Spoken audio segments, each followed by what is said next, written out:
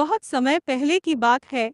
एक सुंदर और समृद्ध राज्य था जिसे लोग प्यार से सोने की चिड़िया कहते थे। यह राज्य अपनी अद्भुत संपत्ति, हरे भरे जंगलों, उन्नत खेती और कलात्मकता के लिए प्रसिद्ध था। यहाँ के लोग खुशहाल और संतुष्ट थे। राजा समृद्धि के प्रतीक थे और उनकी प्रजा उनके न्यायप्रिय शासन से बेहद प्रसन्न थी। राज्य के बीचों बीच एक विशाल सोने की चिड़िया रहती थी। यह चिड़िया सचमुच सोने की बनी थी, लेकिन उसकी आत्मा जीवित थी। कहा जाता था कि यह चिड़िया राज्य की समृद्धि और शांति का प्रतीक थी। जब तक यह चिड़िया सुरक्षित थी, राज्य में सुख समृद्धि बनी रहती थी। यह चिड़िया रोज सुबह राज्य के आसमान में उड़ती थी और अपनी मधुर आवाज में गाना गाकर पूरे राज्य को जागृत करती थी। उसकी आवाज सुनकर लोग अपने दिन की शुरुआत करते और मेहनत से काम करते। चिड़िया ने राज्य की हर दिशा में खुशहाली और शांति फैलाने का काम किया था। एक दिन राज्य के पास के पहाड़ों से एक परी आई। वह परी सुंदर और शक्तिशाली थी, लेकिन एक कठिन श्राप से बंधी हुई थी। श्राप के कारण उसकी शक्तियां धीरे धीरे क्षीण हो रही थी। उसने सुना था कि सोने की चिड़िया के पास एक जादुई शक्ति है जो उसे श्राप से मुक्त कर सकती है। परी चुपचाप राज्य में पहुंची और चिड़िया को देखती रही। उसे मालूम था कि चिड़िया की शक्तियां केवल उसकी भलाई के लिए इस्तेमाल नहीं की जा सकती, क्योंकि यह चिड़िया पूरी प्रजा के लिए थी। परी ने राजा से मिलने का फैसला किया।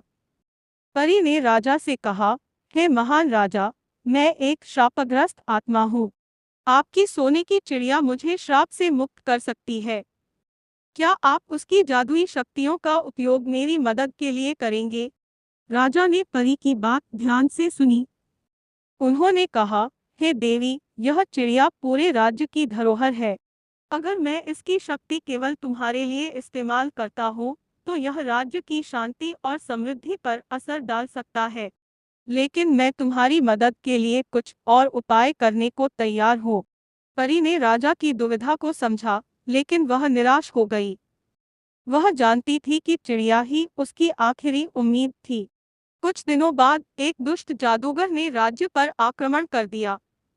जादूगर को सोने की चिड़िया की शक्ति के बारे में पता चल गया था। उसने चिड़िया को चुराने की योजना बनाई ताकि वह अपनी शक्तियों से अमर हो सके। जादूगर ने अपनी काली शक्तियों का इस्तेमाल कर राज्य में अराजकता फैला दी। फसलें सूखने लगी, नदियां सूख गई और लोगों के दिलों में भय बैठ गया। राजा ने अपनी सेना को तैयार किया, लेकिन जादूगर की काली शक्तियों के सामने वे असहाय हो गए। इस संकट के समय परी ने राज्य की मदद करने का फैसला किया। वह राजा के पास गई और कहा, मुझे अपनी शक्तियों का उपयोग करने दो। मैं इस जादूगर को रोकने में मदद करूंगी। राजा ने सहमति दी।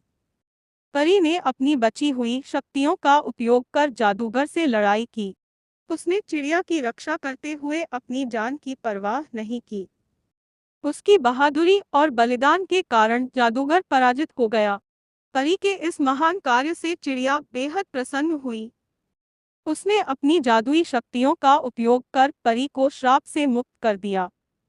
परी अब पूरी तरह से मुक्त हो गई थी और उसे अमरता का वरदान भी मिला। जादूगर की पराजय के बाद राज्य में फिर से शांति और समृद्धि लौट आई। चिड़िया ने अपनी मधुर आवाज में गाना गाकर पूरे राज्य को जागृत किया। लोग फिर से खुशहाल हो गए। परी ने राजा और प्रजा को धन्यवाद दिया और कहा, आपकी मदद और चिड़िया के बलिदान के लिए मैं हमेशा